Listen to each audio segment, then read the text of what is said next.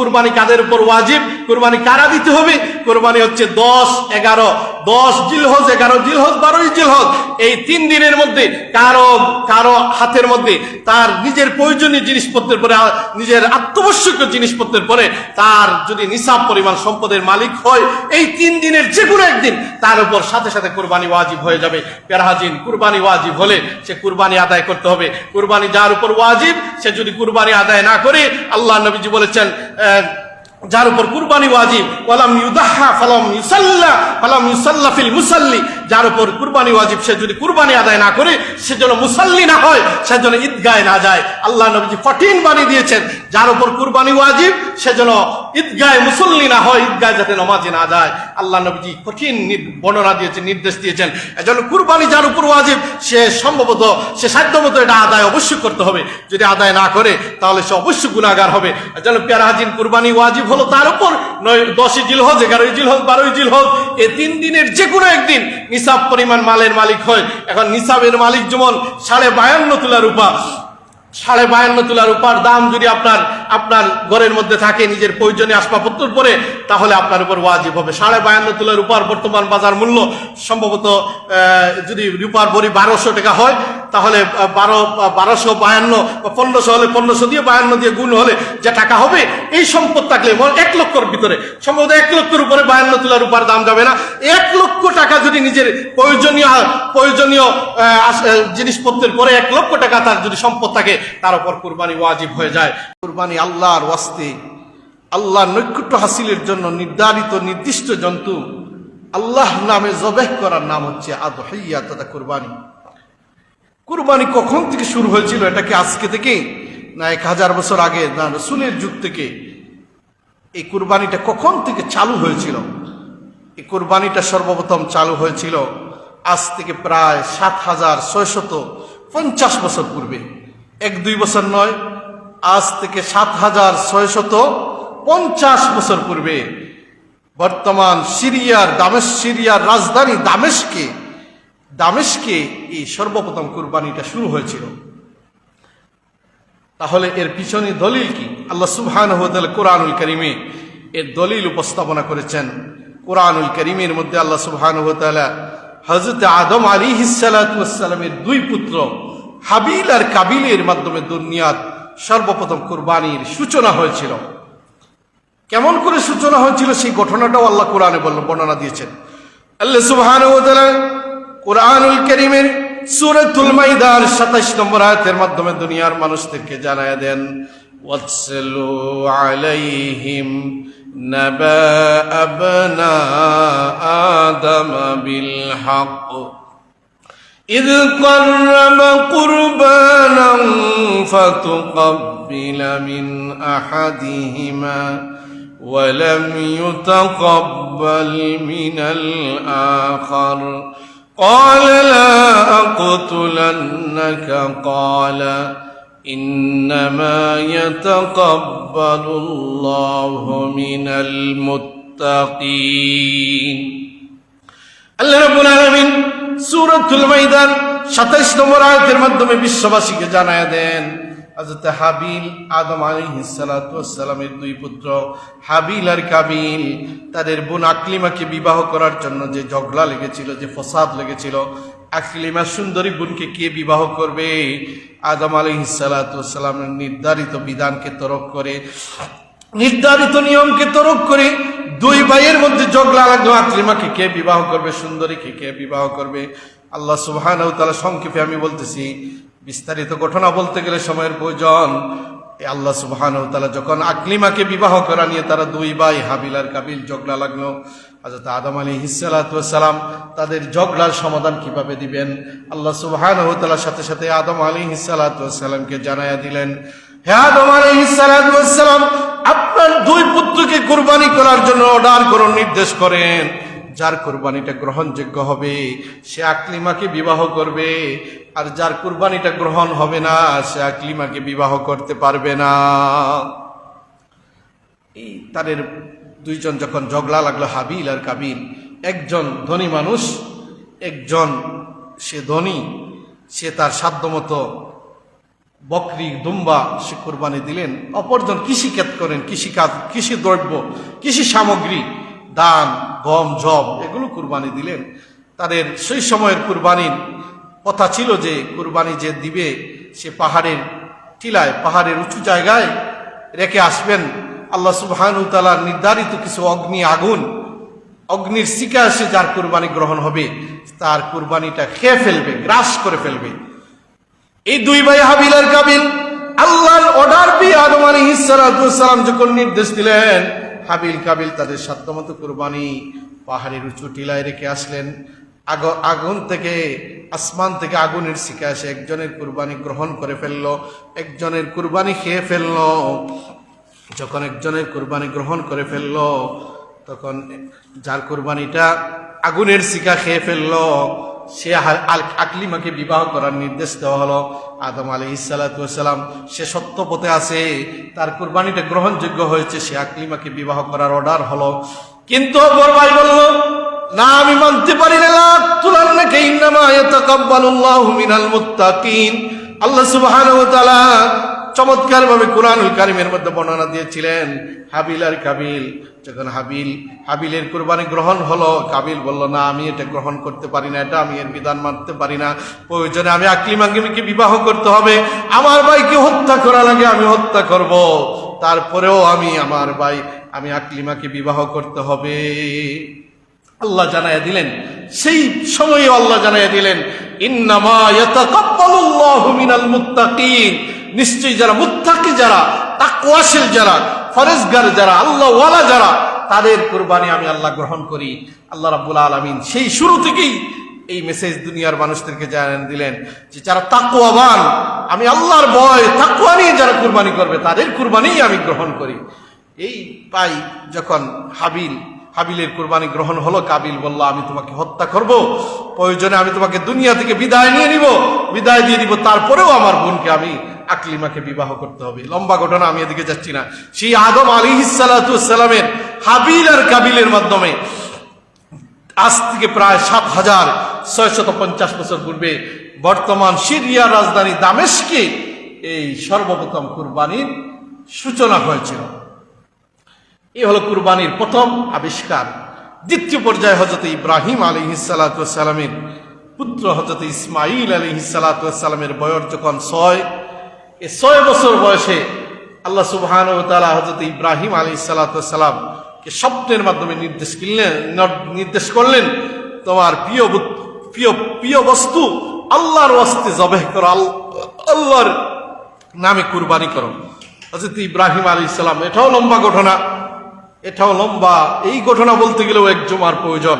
হযরত ইব্রাহিম আলাইহিস সালাম যখন স্বপ্নে আদিষ্ট হলেন, আল্লাহ সুবহানাহু ওয়া তাআলা ইব্রাহিম আলাইহিস সালামের, এটাও আল্লাহ সুবহানাহু ওয়া তাআলা কুরআনুল কারীমের 23 নম্বর পারা 37 নম্বর সূরা আস-সাফফাতের 101 নম্বর আয়াত থেকে 195 নম্বর আয়াত, 101 নম্বর আয়াত থেকে 195 নম্বর আয়াত পর্যন্ত পৃষ্ঠায় আল্লাহ 101 নম্বর আয়াত থেকে আল্লাহ সুবহানাহু ওয়া তাআলা এটা বর্ণনা দিয়েছেন। হযরত ইব্রাহিম এবং ইসমাঈল আলাইহিস সালামের কুরবানির ইতিহাস আল্লাহ চমৎকার ভাবে দুনিয়ার মানুষদেরকে জানায় দিয়েছেন। আল্লাহ রাব্বুল আলামিন ঘোষণা করেন, ফালাম্মা বালাগা মা'হুস সা'য়া ক্বালা ইয়া বুনাইয়া ইন্নী আরা ফিল মানাম আন্নী আযবাহুকা ফানজুর মাযা তারা قال يا أبت افعل ما تؤمر ستجدني إن شاء الله من الصابرين فلما أسلم وتله للجبين وناديناه أن يا إبراهيم قد صدقت الرؤيا إنا كذلك نجزي المحسنين إن هذا لهو البلاء المبين وفديناه بذبح عظيم। আল্লাহ সুবহানাহু ওয়া তাআলা কুরআনুল কারীমে সংক্ষিপ্তভাবে যে ইব্রাহিম এবং ইসমাঈলের বর্ণনা দিয়েছেন সেটাই আমি বলবো, লম্বা ঘটনা বলার সময় নেই। হযরত ইসমাঈল আলাইহিস সালাতু ওয়াস সালামের বয়স যখন 6 বছর বয়স, আল্লাহ সুবহানাহু ওয়া তাআলা ইব্রাহিম আলাইহিস সালাতু ওয়াস সালামকে নির্দেশ করলেন, তোমার প্রিয় পুত্র ইসমাঈলকে আমার নামে জবেহ করতে হবে, আমার নামে কুরবানি করতে হবে। হযরত ইসমাঈল ইব্রাহিম আলাইহিস সালাতু ওয়াস সালামকে যখন আল্লাহ অর্ডার করলেন তার প্রিয় সন্তানকে কুরবানি দেওয়ার জন্য, আল্লাহ সুবহানাহু ওয়া তাআলার এই পরীক্ষায়, কঠিন পরীক্ষায় ইব্রাহিম আলাইহিস সালাতু ওয়াস সালাম ওনার পুত্রের কাছে গিয়ে বললেন, হে আমার আদরের সন্তান, হে আমার প্রিয় পুত্র, আমি আল্লাহর পক্ষ থেকে আদিষ্ট হয়েছি তোমাকে আল্লাহর নামে জবেহ করার জন্য, আল্লাহর নামে কুরবানি করার জন্য। তোমার কি মত? ফামা তারা, তোমার কি মত?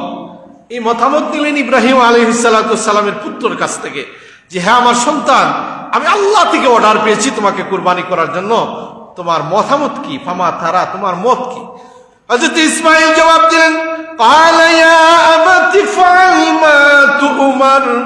হে আমার প্রিয় পুত্র, হে আমার আব্বা। ইসমাঈল জবাব দিলেন, হে আমার পিতা, আপনি আল্লাহর পক্ষ থেকে যে অর্ডার পেয়েছেন, যে নির্দেশ পেয়েছেন, এটা তাড়াতাড়ি সম্পাদন করেন, তাড়াতাড়ি আদায় করেন। সাতাজিদুনি ইনশাআল্লাহু মিনাস সাবিরিন। ইসমাঈল কত চমৎকার ভাবে জবাব দিলেন, হে আমার পিতা, আপনি আল্লাহর পক্ষ থেকে যে নির্দেশ পেয়েছেন তাড়াতাড়ি এর কাজটা আদায় করেন। আমাকে অবশ্যই সবরকারীদের মধ্যে পাইবেন, আমাকে ধৈর্য ধারণকারীদের মধ্যে পাইবেন। আমি অবশ্যই ধৈর্য ধারণকারীদের মধ্যে আছি। আমাকে অতি তাড়াতাড়ি আপনি যে আল্লাহর পক্ষ থেকে অর্ডার পেয়েছেন এটা তাড়াতাড়ি দেরি না করে তাড়াতাড়ি সম্পাদন করুন। হযরত ইব্রাহিম আলাইহিস সালাতু ওয়াস সালাম যখন পিতা যখন প্রশ্ন করলেন, ফামা তারা, তোমার মত কি? চমৎকার ভাবে ইসমাঈল জবাব দিলেন। হযরত ইসমাঈল আলাইহিস সালাতু ওয়াস সালাম যখন জবাব দিলেন, ইসমাঈল আলাইহিস সালাতু ওয়াস সালাম কে সামনে নিয়ে, মার সামনে নিয়ে বিবি হাজেরা আলাইহিস সালাতু ওয়াস সালামের কাছে গিয়ে বললেন, ইব্রাহিম বললেন, হে আমার সন্তানকে সুন্দর করে সাজায়া দাও, আমি তাকে বেড়াইতে নিয়ে যাব অথবা আমি তাকে দাওয়াত খাইতে নিয়ে যাইব। বিবি হাজেরা আলাইহিস সালাতু ওয়াস সালাম তাকে চমৎকার করে গোসল করিয়ে নতুন কাপড় পরিয়ে সাজিয়ে দিলেন। সাজিয়ে দিয়ে ইসমাঈলকে নিয়ে ইব্রাহিম আলাইহিস সালাতু ওয়াস সালাম সামনের দিকে অগ্রসর হচ্ছেন। যখন কঠিন পরীক্ষায় উত্তীর্ণ হওয়া শুরু করলেন, পরীক্ষা শুরু হয়ে গেল। আমাদের মুসলমানদের চিরদুশ্মন শয়তান এসে তাদেরকে বাধা দিল, শয়তান এসে তাদেরকে কুমন্ত্রণা দেওয়া শুরু করলো। প্রথমে ইসমাঈলকে বললো, হে ইসমাঈল, তুমি জানো কি তোমার পিতা তোমাকে কোথায় নিয়ে যাচ্ছেন? তোমার পিতা তোমাকে জবহ করে দুনিয়া থেকে বিদায় নিয়ে যাওয়ার জন্য যাচ্ছেন, তুমি কি এটা জানো? ইসমাঈল আলাইহিস সালাম বললেন, হ্যাঁ আমি জানি। তুমি বেগে যাও, দূর হয়ে যাও, তুমি পালিয়ে যাও। ইসমাঈল আলাইহিস সালাতু ওয়াস সালাম এবং ইব্রাহিম আলাইহিস সালাম উভয়জন মিলে শয়তানের পর কঙ্কর নিক্ষেপ করলেন, পাথর নিক্ষেপ করলেন। জমরায়ে উলা, জমরায়ে আকাবা, জমরায়ে উস্তা। আজকে যারা হজ করতে যাচ্ছেন, হজে যারা যাচ্ছেন, হজের ময়দানে এই 3 জায়গায় পাথর নিক্ষেপ করা ওয়াজিব হয়েছে। 3 দিনে এই 3টা জায়গায় পাথর নিক্ষেপ করা ওয়াজিব। প্যারা হাজিরিন, এই 3টা জায়গায় ইব্রাহিম এবং ইসমাঈলের স্মৃতি বিজড়িত।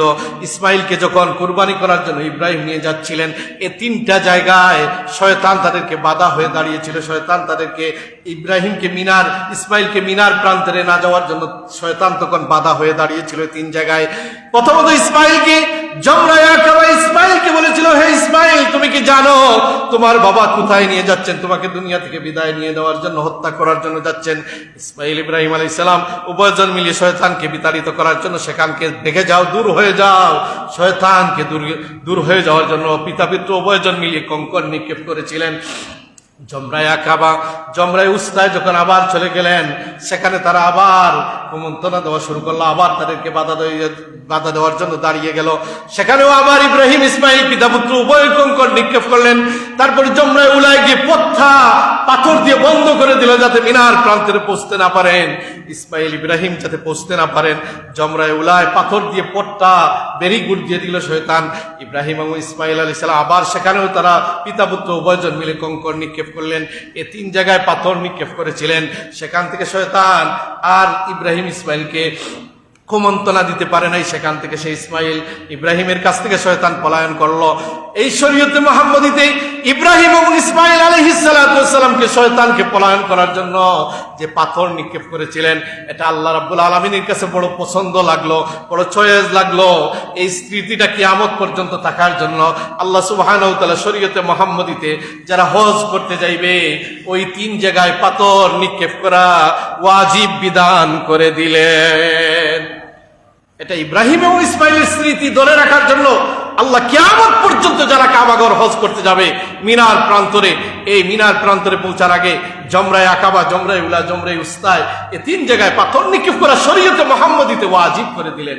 প্যারা হাজিরিন, যখন সামনের দিকে অগ্রসর হয়ে শয়তান পলায়ন করলো, দূর হয়ে গেল, ইসমাইলকে নিয়ে যখন ইব্রাহিম আলাইহিস সালাতু ওয়াস সালাম মিনার প্রান্তরে পৌঁছলেন, মিনার প্রান্তরে পৌঁছে তখন যখন প্রস্তুতি নিলেন ইসমাইলকে জবেহ করবেন, ইসমাইল আলাইহিস সালাম পিতাকে প্রস্তাব দিলেন, হে আমার পিতা, আমাকে জবেহ করবেন, কিন্তু জবেহ করার পূর্বে আমার 3টা শর্ত হচ্ছে, আপনি যে ছুরি চালাবেন আমার গলায়, এই ছুরিটা খুব ধারালো করে নেন, কারণ ছুরিটা যদি ধারালো না হয়, আমার গলায় লাগানোর সাথে সাথে যদি না কাটে দেরি হয়, তাহলে হয়তো আপনার মনের মধ্যে একটা আমার মায়া, আমার সন্তানের মায়া আপনার অন্তরে লেগে যেতে পারে।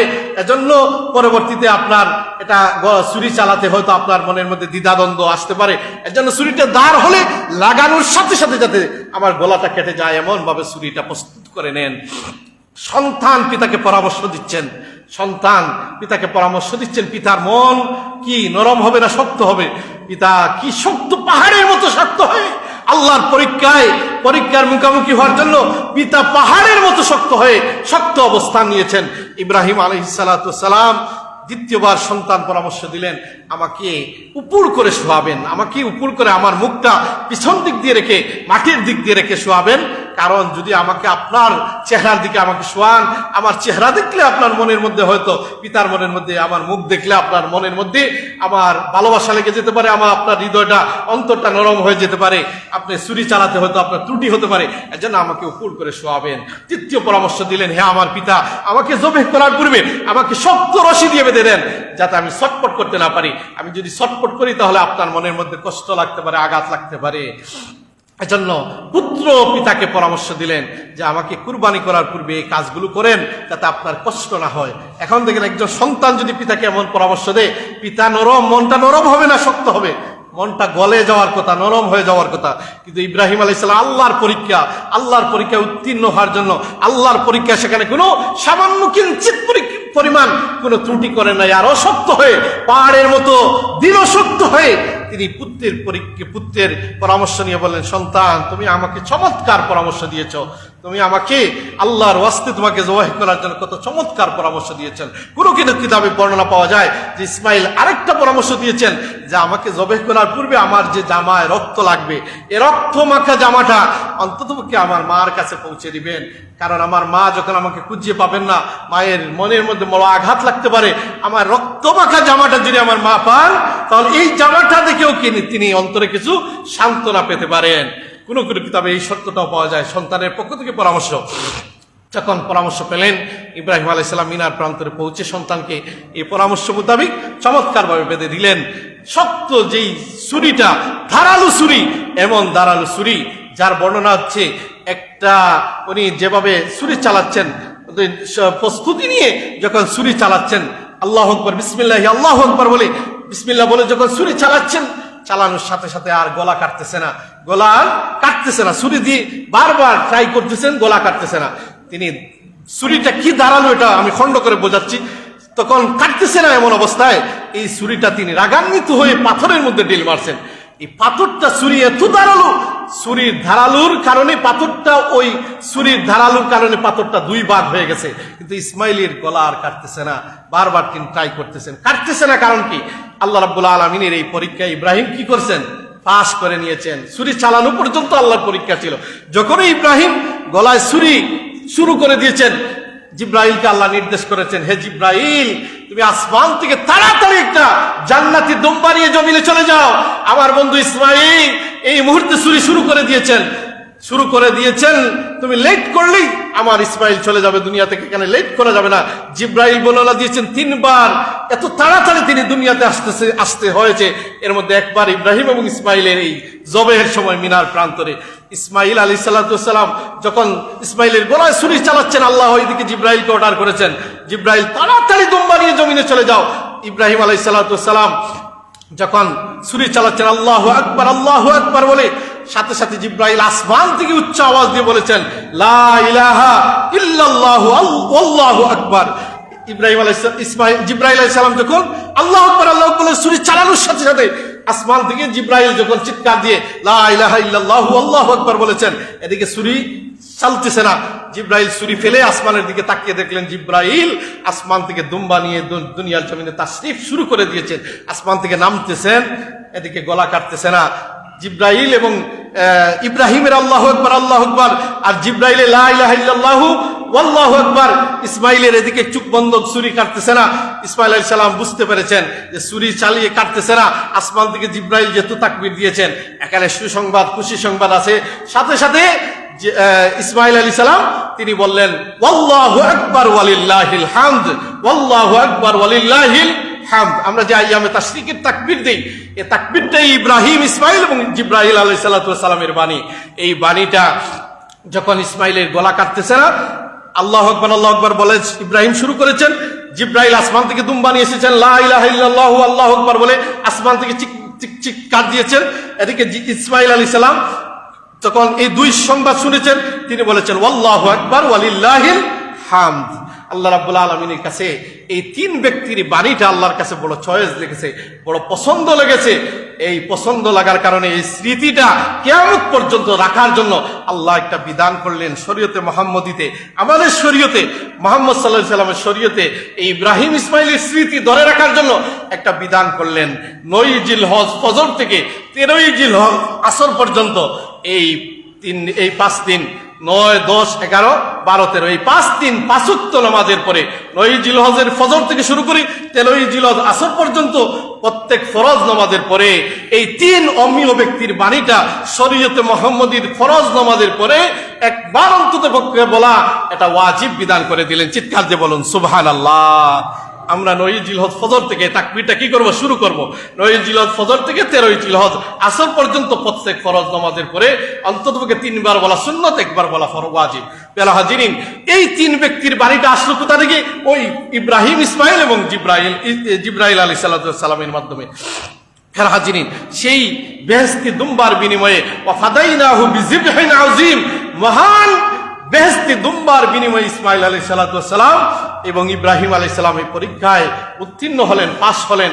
আল্লাহ সুবহানাহু ওয়া তাআলা ইব্রাহিম এবং ইসমাইলের এই কুরবানির অনুসরণে আমরা কুরবানি করি সুন্নতে ইব্রাহিম হিসাবে। প্রিয় হাজিরিন, ইব্রাহিম আলাইহিস সালাম এই চমৎকার কঠিন পরীক্ষায় কিভাবে পাশ করলেন, কিভাবে কৃতকার্য হলেন, সব কিছুর পরীক্ষা হচ্ছে ইব্রাহিম এবং ইসমাইল আলাইহিস সালামের অন্তরের পরীক্ষা। আল্লাহকে খুশি করার জন্য, আল্লাহর নির্দেশকে পালন করার জন্য, সরাসরি নিজের পুত্রকে জবে করার জন্য ইব্রাহিমকে আল্লাহ পরীক্ষা নিয়েছিলেন। এই পরীক্ষায় ইব্রাহিম কি ফেল করেছেন না পাশ করেছেন? পাশ করেছেন, উত্তীর্ণ হয়েছেন।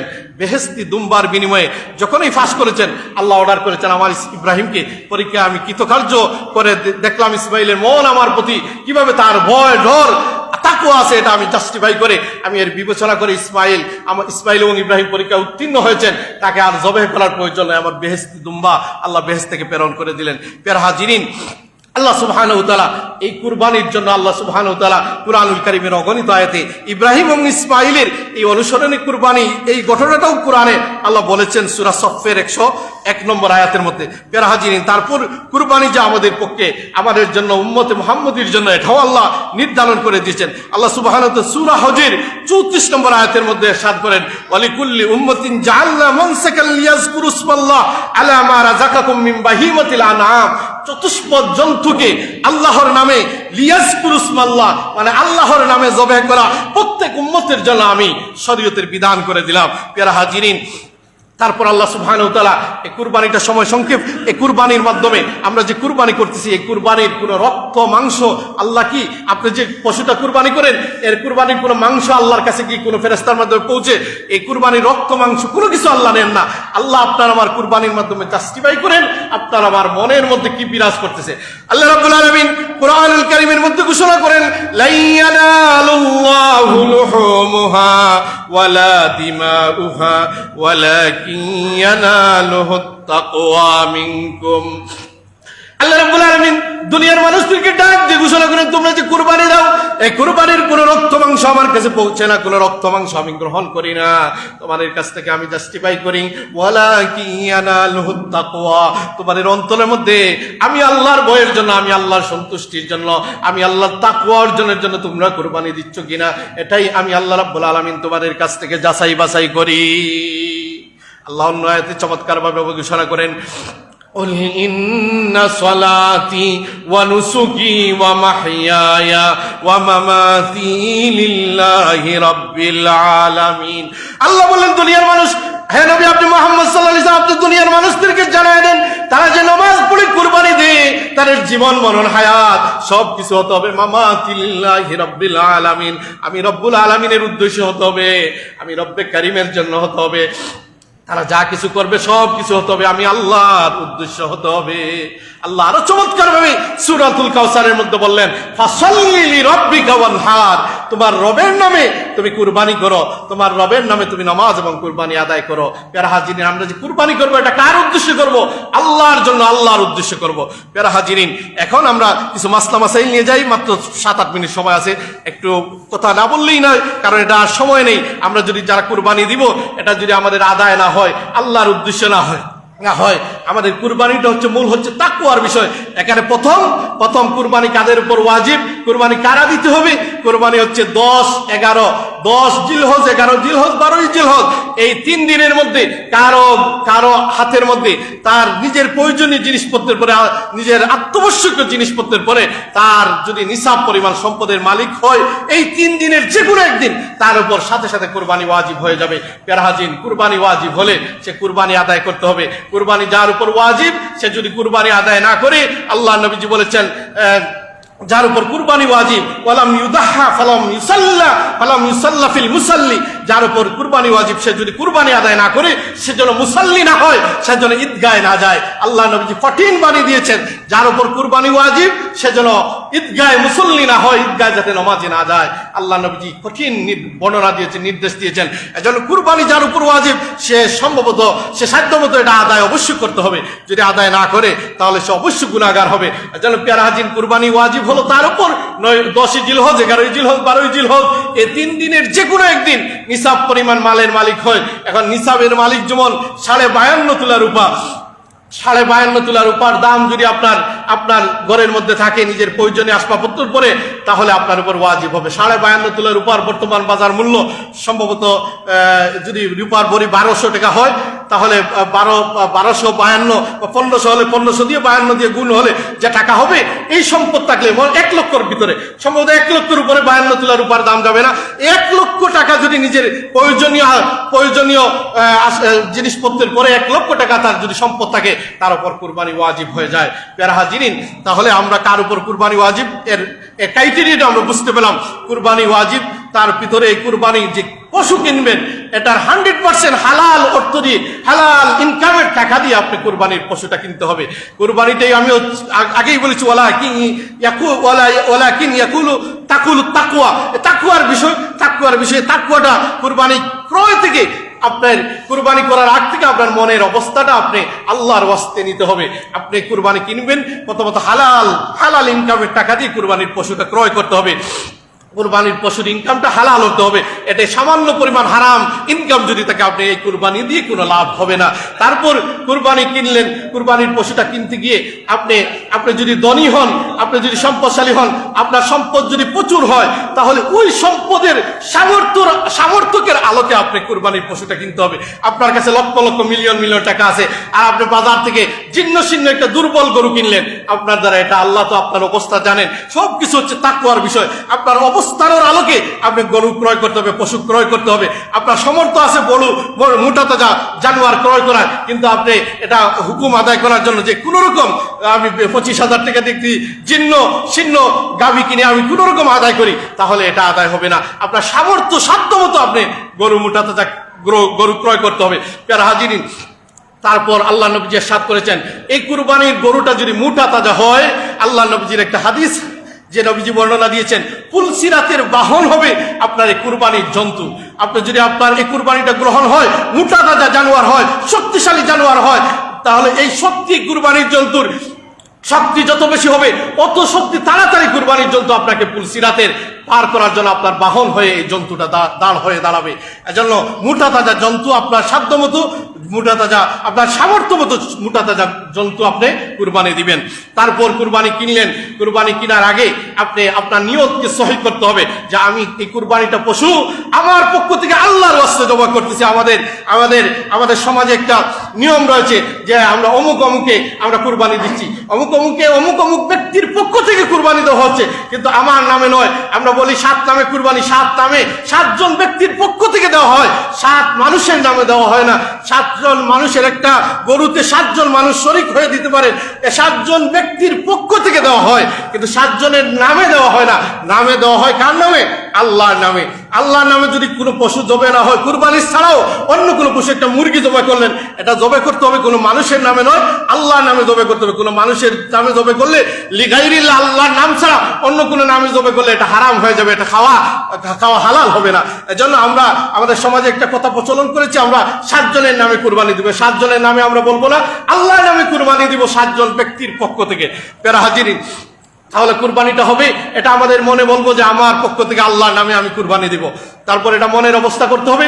মনের অবস্থা মনের মধ্যে আনবো না যে আমি মাংস খাওয়ার জন্য কুরবানি দিচ্ছি, আমি বড় গরু কিনতেছি, মালা দিয়ে বাজার থেকে আনতেছি, মানুষ বলবে অমুক ব্যক্তি এই এলাকার মধ্যে সবচেয়ে বড় গরু কুরবানি দিয়েছেন। এগুলো মনে আনা যাবে না। এগুলো আনলে আপনার দুনিয়ায় আপনার উদ্দেশ্য হাসিল হবে, আল্লাহর পক্ষ থেকে কোনো ফল আসবে না। প্যারা হাজিরিন, যখন আমরা কুরবানি দিব, কুরবানির জন্তু কিনার আগে মনের অবস্থা হালাল। ইব্রাহিম ইসমাইলের পরীক্ষা তো আমি বললাম কত কঠিন পরীক্ষায় উত্তীর্ণ হয়েছেন, কিন্তু আমাদের মনের মধ্যে যদি এই দুনিয়ার কোনো কৌতূহল ভাব এসে যায়, দুনিয়ার কোনো নমুনা এসে যায় যে মানুষ বলবে আমি কুরবানি না দিলে লজ্জা পাবো, শরম পাবো, কিছু না দিলে কি কেমন হয়, এমন নিয়তে যদি কুরবানি দেন, তাহলে ওই মানুষের বলা থেকে আপনি বাঁচবেন, আল্লাহর পক্ষ থেকে কোনো উজরত প্রতিদান আসবে না। এজন্য আপনি নিয়ত 100% সহি করে কুরবানির প্রস্তুতি নিতে হবে। এখন আমরা যারা প্রস্তুতি নেই, আজকের জুমা থেকে আমরা নিয়তকে হালাল করতে হবে, সহি করতে হবে, শুদ্ধ করতে হবে।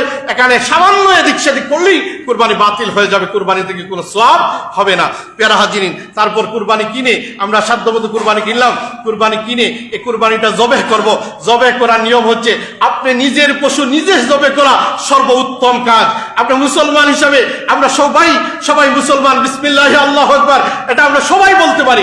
আমরা নিজের পশু নিজে জবে করা সর্বোত্তম কাজ। যদি আপনি ভয় করেন, অনেকে ভয় করেন জবে করি নাই, ভয় মনে করেন, আপনার মধ্যে এটা ভারী মনে করেন, তাহলে একজন নামাজি আল্লাহওয়ালা তাকওয়াশীল বান্দা দিয়ে আপনি জবে করাবেন। এটা যে মসজিদের ইমাম সাহেব দিয়ে জবে করাতে হবে বাধ্যতামূলক, এমন কোন ফতোয়া কোনো ইমাম, কোনো মুসল্লি, কোনো মুফতি সাহেব দিতে পারবেন না। নিজের পশু নিজে জবে করা সর্বোত্তম কাজ। তার দলিল কি? হযরত আয়েশা সিদ্দিকা রাদিয়াল্লাহু তাআলাকে রাসূল করিম সাল্লাল্লাহু আলাইহি সাল্লাম বললেন, হে আয়েশা, তোমার কুরবানি তোমার পক্ষ থেকে কুরবানি আদায় হচ্ছে, তুমি মহিলা মানুষ, তুমি পশু জবে করতে পারতেছো না, কিন্তু তোমাকে আমি নির্দেশ করলাম তোমার পশুর কাছাকাছি গিয়ে তুমি জবের কাছে গিয়ে দাঁড়িয়ে যাও, কারণ এই পশুটা যখনই ছুরি চালানো হবে, এই কুরবানির প্রথম রক্তের ফুটা জমিনে প্রথম ফুটা পড়ার সাথে সাথে তোমার জীবনের গুনাহ আল্লাহ সুবহানাহু ওয়া তাআলা মাফ করে দিবেন। এজন্য এই পশুর কাছাকাছি তুমি দাঁড়িয়ে থাকো।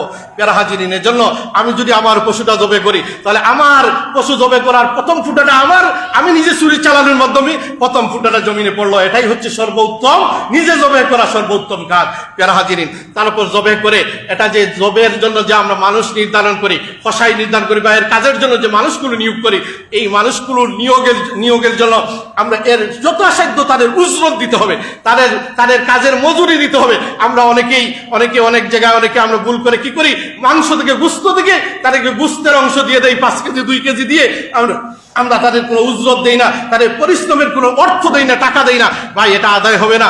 আপনি এরা মজুরি মানুষ, এটা কাজের জন্য এসেছেন। কুরবানির গুস্ত দিয়ে এই যারা কাজ করবে তাদের মজুরি হবে না। তাকে আপনি ইচ্ছা করে খাওয়ার জন্য নিজের ঘর থেকে বা একটা অংশ দিতে পারেন, কিন্তু মজুরি হিসাবে তাকে কোনো গুস্ত দিলে এটা আদায় হবে না। যারা কাজ করবেন তাদের উজরত, তাদের টাকার পারিশ্রমিক হিসাবে তাদের নির্ধারিত টাকা নির্ধারণ করে তাকে পারিশ্রমিক দিতে হবে। তারপর কুরবানির গুস্তটা আপনি 3টা অংশে ভাগ করা হচ্ছে মুস্তাহাব, 3টা ভাগে ভাগ করা হচ্ছে মুস্তাহাব। কিন্তু একটা বিভিন্ন ফিকহের কিতাবে আছে, আপনার ঘরের পরিবারের সদস্য ধরেন 20 জন, আপনি একটা খুশি জবে করেছেন, এই 20 জন মানুষ তৃপ্তি সহকারে আপনি যদি 3 ভাগে বন্টন করেন, 20 জন মানুষে তৃপ্তি সহকারে আপনার পরিবারের সদস্যরা খেতে পারবে না। আপনি এখানে কি করবেন?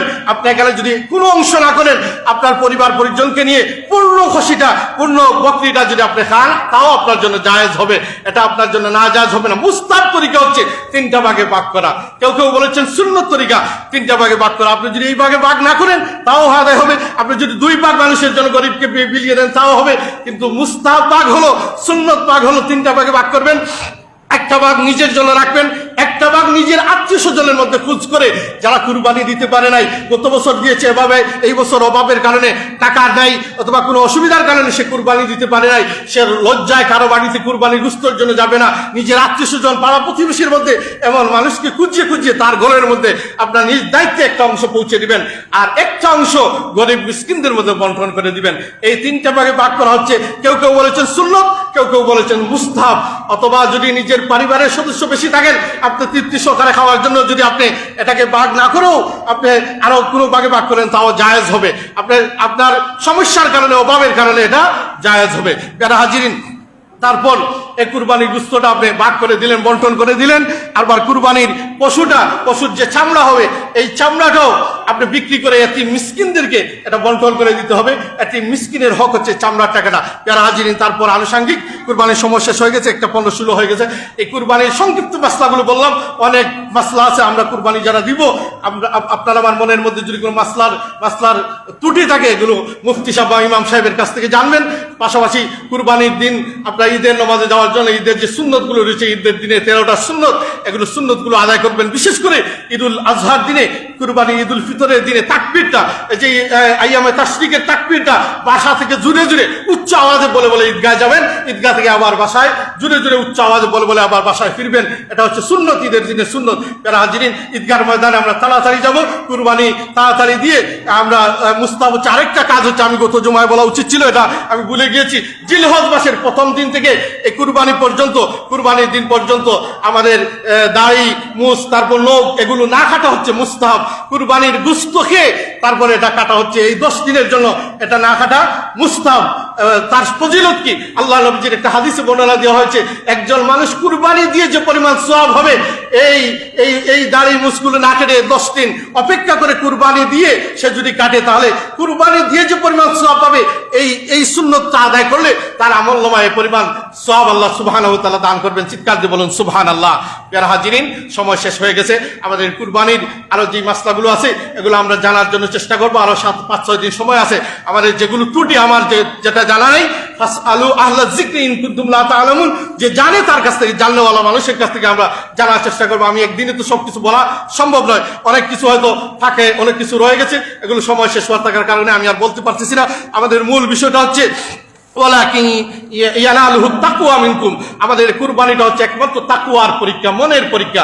এই মনটা যাতে আমাদের সহি থাকে, নিয়তটা যাতে সহি থাকে, আমাদের হালাল পর্যায়ে, হালাল তরিকায়, হালাল পন্থায় যাতে আমাদের কুরবানির যাবতীয় কাজটা আমরা আঞ্জাম দিতে পারি। যদি দিতে পারি, তাহলে কুরবানির পশুর গায়ে যে লুম আছে, এই লুমের সংখ্যানুপাতে আপনার আমলনামায় আল্লাহ সুবহানাহু ওয়া তাআলা নেকি দিবেন।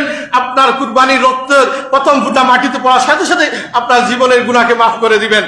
তারপর কুরবানির দিনের সর্বোত্তম কাজ হচ্ছে কুরবানি দেওয়া। এজন্য আল্লাহ পাক আমাদের সকলকে তৌফিক দান করুন, যাতে আমরা সঠিক তরিকায়, সঠিক নিয়মে এই কুরবানির যাবতীয় কাজগুলো সঠিক বিধানে মেনে আল্লাহ পাক আমাদের সকলকে দেওয়ার তৌফিক দান করুন। ওয়া আখির দাওয়ানা আলহামদুলিল্লাহি রাব্বিল আলামিন।